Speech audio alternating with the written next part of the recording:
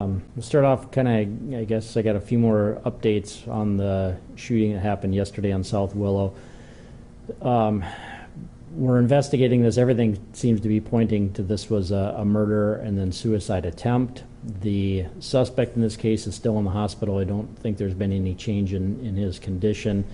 I can give you the victim's name.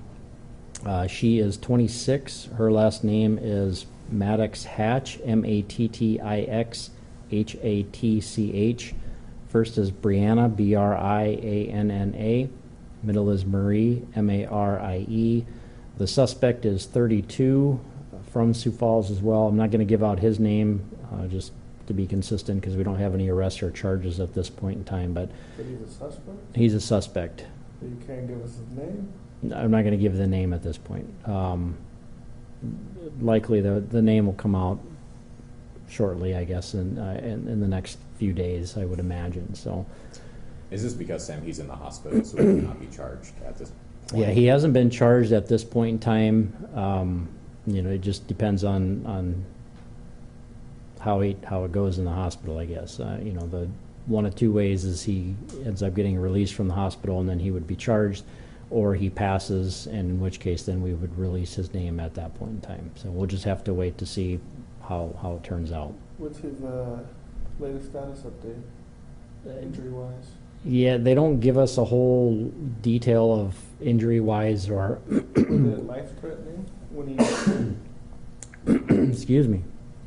I would say, yeah, when he was brought into the hospital, he had life-threatening injuries. And I don't have any details on the condition other than he's still alive at this point. Can you say an age from Sioux Falls? Yeah, he's 32, from Sioux Falls.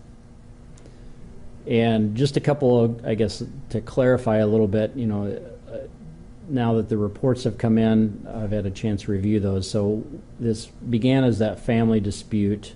It was a call from inside the home, and when the officers arrived, they knocked on the door. It actually was a 5-year-old boy that opened the door, and he made a comment, something to the effect that the man had hurt the woman. The officers went into the apartment. They saw the man go into a back bedroom, and as they walked down there to obviously try to figure out what was going on, they got to the door. They saw the man with a gun pointing towards the officers. The child was still there, so one of the officers grabbed the 5-year-old. They left, went outside the building, or outside the apartment. As they were going outside the apartment, they heard some gunshots. I don't have an exact number of that. That's when everything obviously kicked off from there. The other boy that was inside the apartment is an 8-year-old boy. As I said yesterday, neither child was harmed in this. So, did they know there was another child in the apartment when they left with the first child? Initially, I don't think they knew that initially. I believe that other child was in a different room, so they didn't see that 8-year-old. But once they were outside, then they had learned that they knew the suspect was there, the woman was there, and then they learned that that other child was inside the apartment. And this all points to this is family. Yeah, they're all related. That's I'm not going to go into the specific relations on that, but they're all either related or in some type of relationship. What happens to the kids, because the mother's deceased and father's in the hospital? So there's a state law that actually deals with children in custody, and so we're not able to disclose exactly what happens. The best I can say is the children are in a safe place, in a safe environment. And just to clarify, Sam, I think yesterday we believed the older child to be 9. Are they? Is it 8? 8, yep. And that's fairly typical, when situations early on in those types of things to not have exact ages, and so that's why I wanted to clarify that. So yesterday I thought it was a 9-year-old child. Turns out it was an 8-year-old.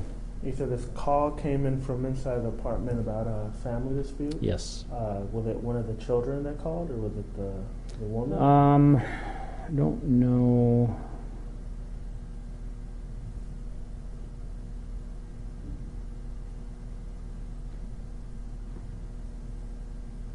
I think it may have been the woman that called, but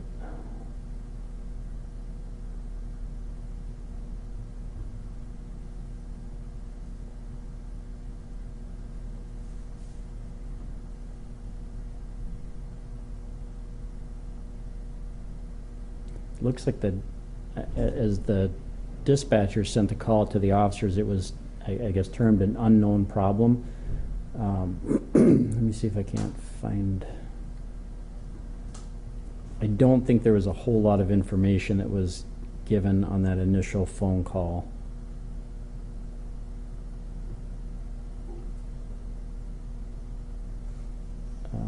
Let's see here. It looks like when they called, and I don't know if this was the non-emergency or 911 number, it doesn't say that, but they called, they heard somebody yelling, and then the line disconnected.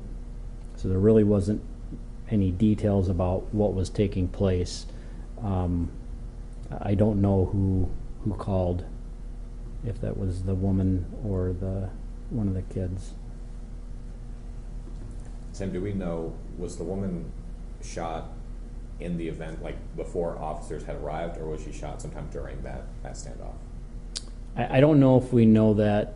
I think there's probably an idea, maybe some speculation, but I don't know that we know that for sure.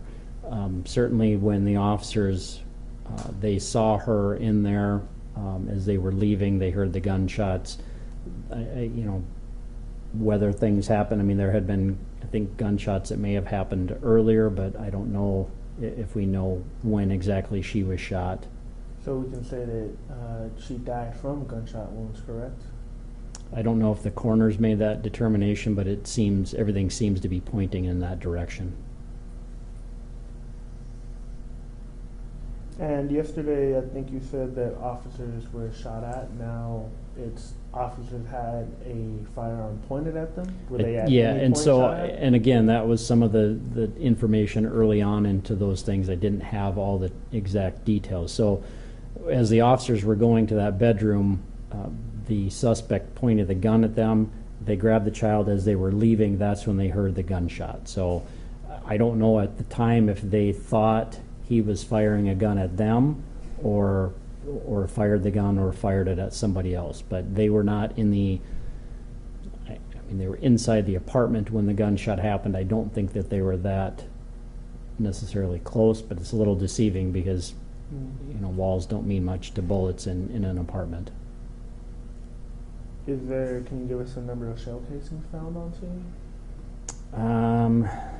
I'm not going to go into that. There were multiple shots that had been fired. I don't know exactly when all of those took place. I'm not going to give the number of that. I don't know that that's necessarily relevant at this point.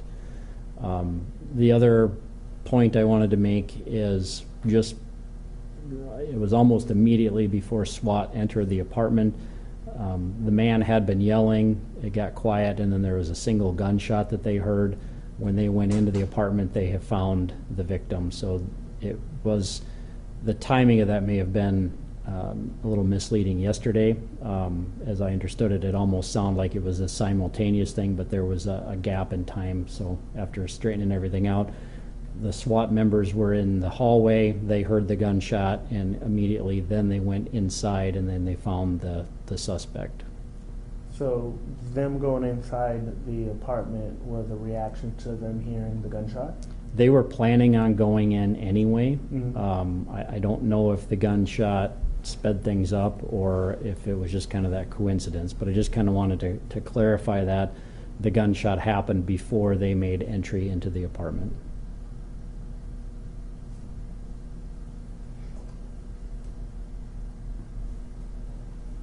Any other questions on that? Okay.